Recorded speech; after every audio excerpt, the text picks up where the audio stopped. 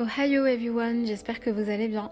Aujourd'hui, je vous propose 3 témoignages de personnes ayant vécu un bug dans l'espace-temps. Autrement dit, qui auraient vécu temporairement un voyage dans une autre dimension. Comme vous le savez peut-être, il y a pas mal de théories et de recherches scientifiques en cours à ce sujet. Et justement, ces théories pourraient les affirmer.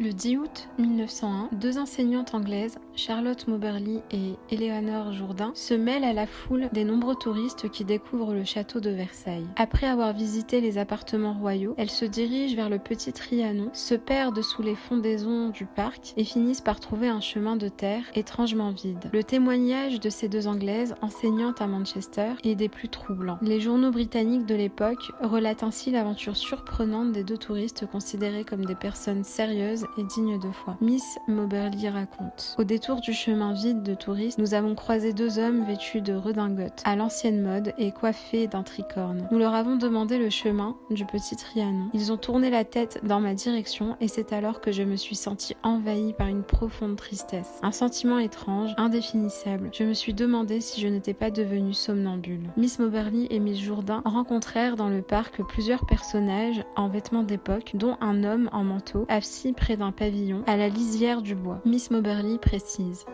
tout autour de moi sembla soudainement anormal et déplaisant. Il n'y avait plus d'effet de lumière et d'ombre et aucun vent ne faisait bouger les arbres. Tout était intensément fixe. Près du petit Trianon, les 2 touristes anglaises aperçurent une jolie jeune femme blonde aux vêtements anciens, assise sur un siège de jardin qui dessinait des esquisses. Charlotte Moberly et Eleanor Jourdain s'approchèrent du petit Trianon. Dès qu'elles pénétrèrent dans le manoir, elles se retrouvèrent mêlées à la foule des touristes. Le charme avait cessé. La vision s'était éteinte. Les 2 Anglaises revenaient d'un voyage de 2 siècles dans l'histoire. Elles avaient reconnu Louis XVI dans la personne de l'homme au manteau assis près du pavillon. La jeune femme blonde ressemblait à la reine Marie-Antoinette telle qu'elle apparaît dans les gravures et les tableaux de l'époque, dirent-elles. Pour expliquer l'aventure survenue aux 2 touristes anglaises, certains évoquent l'existence d'une poche de temps parallèle hors de notre perception, tout à coup visible ce 10 août 1901 dans le parc de Versailles.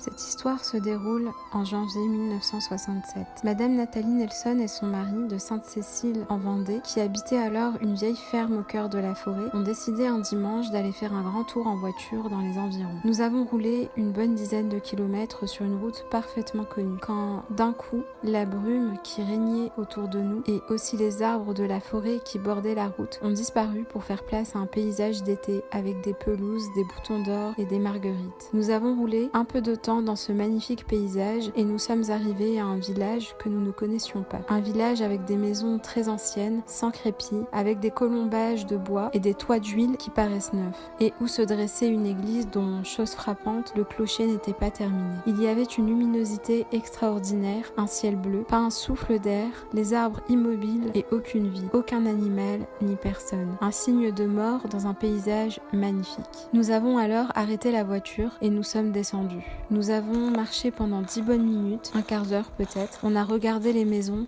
les arbres, l'herbe qui avait une odeur, une couleur verte absolument éclatante. Puis brusquement, nous avons eu la même crainte. Et si notre voiture n'était plus là? Car cette route où nous avions pénétré nous était totalement inconnue. On a rebroussé chemin et on a retrouvé la voiture où nous l'avions abandonnée. Puis nous sommes repartis en voiture en se disant que nous allions au retour repénétrer dans ce village pour refaire le même périple et retraverser les mêmes petites rues, mais en redémarrant la voiture, tout le froid paysage s'installa à nouveau. Nous n'avons pu rencontrer le petit village et seule la route givrée se déroulait de nouveau devant nous.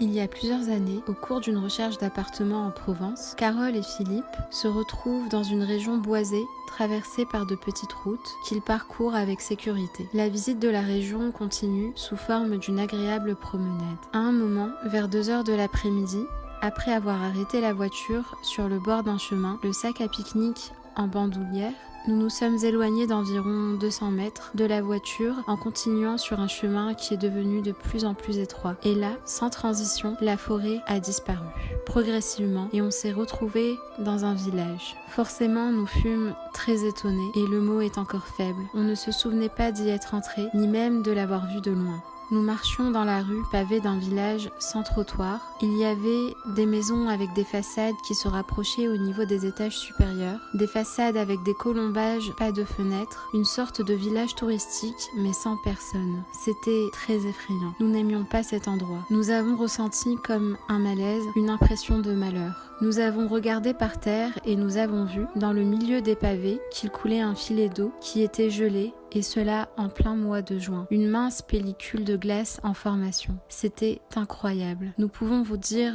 que l'on ne s'est pas attardé plus longtemps. Nous avons remonté le col de nos blousons, plutôt légers, et nous avions vraiment très froid.